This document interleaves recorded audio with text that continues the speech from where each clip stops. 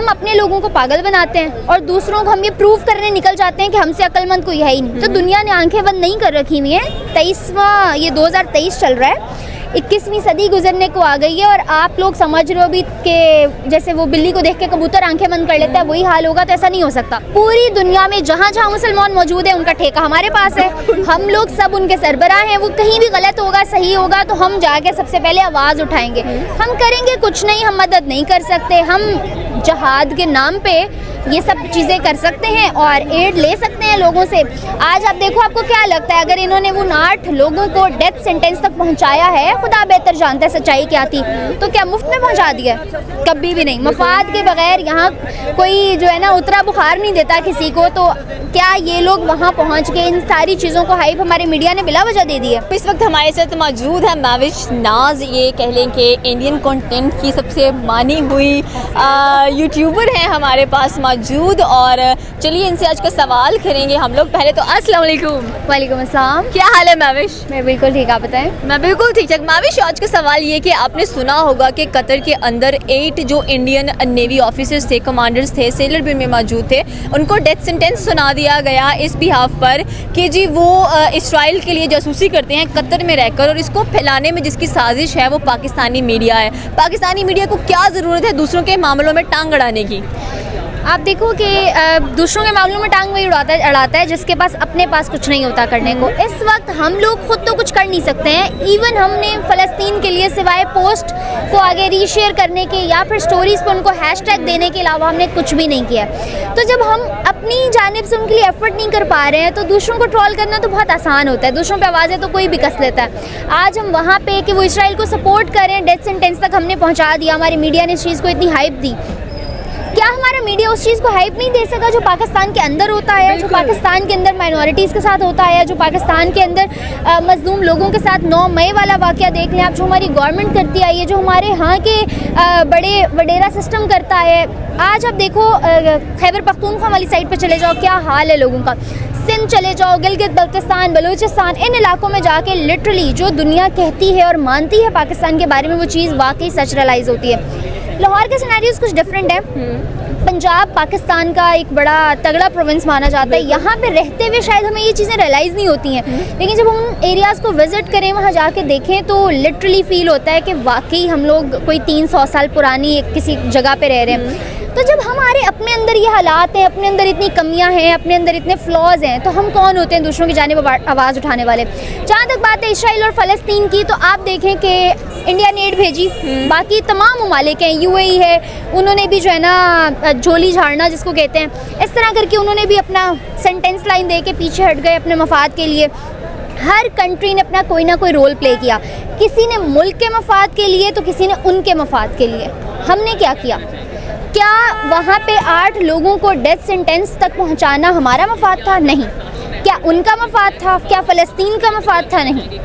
जब हमारा दोनों का ही दोनों चीज़ों मतलब किसी भी साइड का मफाद नहीं होता है, फिर हम क्यों करते हैं? तीसरी ऑप्शन तो यही बचती है ना कि आपको पैसा आ रहा है। जो राइट नो पाकिस्तानी मीडिया है ना, जैसे कि मुल्क की हालात आपने बात की, कभी बलोचिस्तान को हाईलाइट नहीं किया, कभी KPK को हाईलाइट नहीं किया, कभी गिलगित बल्तिस्तान को, स्कर्दू को हाईलाइट नहीं किया, कभी आपने चित्राल को हाईलाइट नहीं किया, वहाँ पर जो प्रॉब्लम चल रही हैं। हमारा अपना मीडिया बटा हुआ है। आपने देखा होगा कोई PTI का सपोर्टर बना हुआ है, कोई नून लीग का सपोर्टर बना हुआ है। तो मतलब उसके पास यहाँ पे फुर्सतें नहीं है आपके पास। आप आटे को हाईलाइट नहीं कर रहे होते, इतना महंगा हो गया, चीनी महंगी होगी, घी महंगा हो गया, पेट्रोल महंगा हो गया, आपके पास इतना टाइम है कि आप यहाँ बैठ के सिद्रा महंगा हुआ था, सस्ता हो गया है। वो जो मोनोपली चल रही है वो नहीं देखी ना आपने?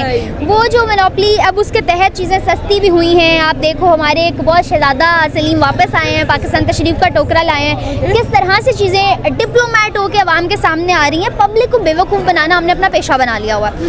हम अपने लोगों को पागल बनाते हैं और दूसरों को हम ये प्रूव करने निकल जाते हैं कि हमसे अक्लमंद कोई है ही नहीं। तो दुनिया ने आंखें बंद नहीं कर रखी हुई हैं। 23वां ये 2023 चल रहा है, 21वीं सदी गुजरने को आ गई है और आप लोग समझ रहे हो अभी कि जैसे वो बिल्ली को देख के कबूतर आंखें बंद कर लेता है, वही हाल होगा। तो ऐसा नहीं हो सकता।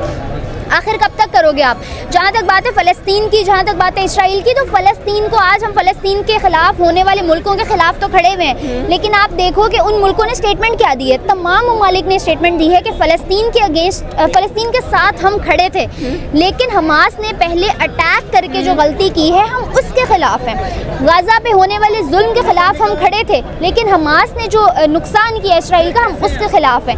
तो सही और गलत को बग़ैर जाने बग़ैर जांचे हम जो है ना अंधाधुंध चल देते हैं कहीं ना कहीं। पाकिस्तान की आदत है, पाकिस्तानी मीडिया की आदत है। आपको याद होगा कि अगर हम अयूब खान के एरा की बात करें तो पाकिस्तानी जो जर्नलिस्ट थे उसके ऊपर ब्लैक लॉ लगा दिया गया था। उसको लगता था कि पाकिस्तानी मीडिया सबसे ज़्यादा आज़ाद है। आज फिर हम देख रहे हैं कि इतना बेवकूफ़ाना मीडिया है जो कि क्या कर रहा है कि भाई आपका कोई लेना देना नहीं वहाँ पर। अगर ये मसला है, कतर ने आपको पता है कोई स्टेटमेंट नहीं दिया अभी तक कि ये वाकई ही जासूस हैं, ये वाकई इसराइल के लिए काम करें ऑफिशियली। आपने क्यों कहा है कोई लेना देना नहीं है? सबसे ज़्यादा हमारे ही तो लेना देना है। पूरी दुनिया में जहाँ जहाँ मुसलमान मौजूद है उनका ठेका हमारे पास है। हम लोग सब उनके सरबराह हैं। वो कहीं भी गलत होगा सही होगा तो हम जाके सबसे पहले आवाज़ उठाएंगे। हम करेंगे कुछ नहीं, हम मदद नहीं कर सकते। हम जहाद के नाम पे ये सब चीज़ें कर सकते हैं और एड ले सकते हैं लोगों से। आज आप देखो, आपको क्या लगता है अगर इन्होंने उन 8 लोगों को डेथ सेंटेंस तक पहुंचाया है, खुदा बेहतर जानता है सच्चाई क्या थी, तो क्या मुफ्त में पहुंचा दिया? कभी भी नहीं। मफाद के बगैर यहाँ कोई जो है ना उतरा बुखार नहीं देता किसी को। तो क्या ये लोग वहाँ पहुँच के इन सारी चीज़ों को हाइप हमारे मीडिया ने बिला वजह दे दी है? कभी भी नहीं। यहाँ पे तो आप देखो कि अभी कुछ दिन पहले मौलाना तारिक जमील साहब के बेटे की डेथ हुई। एक डेथ पे मैंने कोई 70 डिफरेंट न्यूज़ डिफरेंट चैनल्स पे सुनी है। एक मौत, उस पे बंदे पे क्या गुजरी, फैमिली पे क्या गुजरी, वो एक अलग केस है। और हमारे मीडिया की जो स्टेटमेंट्स थी, सर पकड़ के बैठ गई मैं कि ये क्या गज़ब खुदा का। पूरी दुनिया, इवन बॉलीवुड के एक्टर्स तक की स्टेटमेंट्स आई वो उसके अगेंस्ट जो है ना उनके साथ खड़े हुए थे, अफसोस कर रहे थे, रिस्पेक्ट दे रहे थे उनको। लेकिन हम क्या करते हैं? स्पीचलेस। बिल्कुल, मतलब कि आपने कहा है कि जब मौलाना तारिक जमील बेटे की डेथ हुई है तो ऑलमोस्ट सारी इंडियन सेलिब्रिटीज़ ने भी पार्टिसिपेट किया। उनके लिए कह लें कि बहुत ज़्यादा एक अच्छा पीसफुल जेस्चर दिखाया। लेकिन हमारे अंदर क्या है ऐसा कि हम अपनी ही गिरेबान में झांकते नहीं हैं, अपनी आंख का शतीर नहीं देखते हैं और हम दूसरे पर कूद पड़ते हैं। स्पेशली हमारा जो मीडिया है, इसको बेड़ियाँ बांध देनी चाहिए कि आप इंडिया के जो मुद्दे हैं उनमें मदाखलत ना दिया करें। ये पहले भी कर चुका है ऐसी दफ़ा, बहुत इसने गलतियाँ की हैं जो कि खमियाजा बुरा भुगतना पड़ता है इंडिया को। अब वो जो बेचारे 8 लोग वहाँ पर मौजूद हैं, कोई डायबिटिक पेशेंट है, उनकी फैमिलीज़ को मिलने नहीं दिया जा रहा, तो पाकिस्तानी मीडिया को क्या सवाब का काम मिल रहा है? रिलीजिक फोबिया हमें एक्चुअली में हम लोग उस फोबिया का शिकार हैं जिससे हम बाहर नहीं आ पा रहे। फोबिया एक ऐसी चीज़ होती है जिसमें सच्चाई कुछ भी नहीं होती है, सिर्फ एक डर होता है। अगर हमें लगता है कि हमारा रिलीजन इतना वास्ट है, इतना पावरफुल है, तो हमें इनसिक्योर नहीं होना चाहिए। जब हमारे अंदर इनसिक्योरिटी है, इसका मतलब कि दाल में कुछ काला है, वो काला हमारे अंदर है। हम अपने ज़मीर को मार के जहाद करने निकले हुए, हम नफ्स से जहाद को दफन करके और हम दुनिया से लड़ने निकले हुए इस्लाम के नाम पे। तो डू यू रियली थिंक कि हम फ़लस्तीन को जाके सपोर्ट कर सकते हैं, हम इसराइल के ख़िलाफ़ महाज खड़ा कर सकते हैं, हम कतर में जाके लोगों को डेथ सेंटेंस तक पहुंचा सकते हैं? सॉरी टू से बट इट्स ऑल यूजलेस। आप लोगों को ये सब करने से ना कुछ फ़ायदा पहले हुआ था, ना सब फ़ायदा कभी होगा। आप यहाँ आके बोल सकते हो, आप हैशटैग्स लगा सकते हो, आप रील्स शेयर कर सकते हो, लेकिन उससे आपको व्यूअरशिप मिल जाएगी, उससे आपको जो है ना लोगों की सिंपैथी मिल जाएगी, लेकिन फ़लस्तीन वालों की दुआएं नहीं मिलेंगी। उसके लिए आपको कुछ करके दिखाना पड़ेगा। बिल्कुल। अच्छा, आगे हम बात करेंगे नरेंद्र मोदी जी पर, जो पे प्राइम मिनिस्टर हैं इंडिया के, बड़ा ज़बरदस्त वो काम कर रहे हैं। रिसेंटली भी अगर देखा जाए तो एक बहुत बड़ा मंदिर इंडिया में बन रहा है, उसकी इनॉग्रेशन करने जा रहे हैं 22 जनवरी को। साथ में देखा जाए तो पहले वो इसराइल के साथ खड़े थे, फिर वो फ़लस्तीन के लिए भी एड भेज रहे हैं। मतलब ह्यूमैनिटी अगर सीखनी है तो आप नरेंद्र मोदी जी से सीखेंगे ये चीज़ ऐसे एग्जिस्ट करती है और काम कैसे किया जाता है। देखो, लीडरशिप क्वालिटीज़ जो होती है ना, वो रिलीजन से, कास्ट से, कल्चर से, इन सब चीज़ों से हट के होती हैं। उसमें आपको न्यूट्रल रहना पड़ता है। और सेम इसी तरह का कुछ रोल होता है हमारी सोसाइटी में मीडिया का भी। हमारे यहाँ ना मीडिया न्यूट्रल निभा रहा है रोल और ना ही हमारे पॉलिटिक्स। इंडिया की जहाँ तक तरक्की की बात है, उसके पीछे कहीं ना कहीं उनके पॉलिटिशियंस और उनके मीडिया का न्यूट्रल होना। मैं ये नहीं कह रही हूँ कि बड़े वो पाक साफ सच्चे हैं, वो हमारे लिए अच्छा सोचते हैं, वो किसी दूसरे तीसरे के लिए छोड़ दो, वो सबके लिए मान लिया बुरा सोचते हैं। वो अपने कंट्री के लिए अच्छा सोचते हैं, वहाँ मौजूद लोगों के लिए अच्छा सोचते हैं। I think that's enough. उनके मुल्क के लिए अगर देखा जाए तो नेशनलिज्म ज़्यादा इंपॉर्टेंस रखती है, ना कि रिलीजन ज़्यादा इंपॉर्टेंस रखता है। क्योंकि देखिए, अगर ऐसा होता तो आज इंडिया ग्रो ना कर पाता। आपने जोगी जी के बारे में सबसे बड़ी कोट वहाँ हमेशा की जाती है जब भी कोई कॉन्फ्रेंस होती है, 1 नेशन 1 गोल। एग्जैक्टली। जब नेशन एक है, गोल एक है, तो ग्रोथ कैसे नहीं होगी?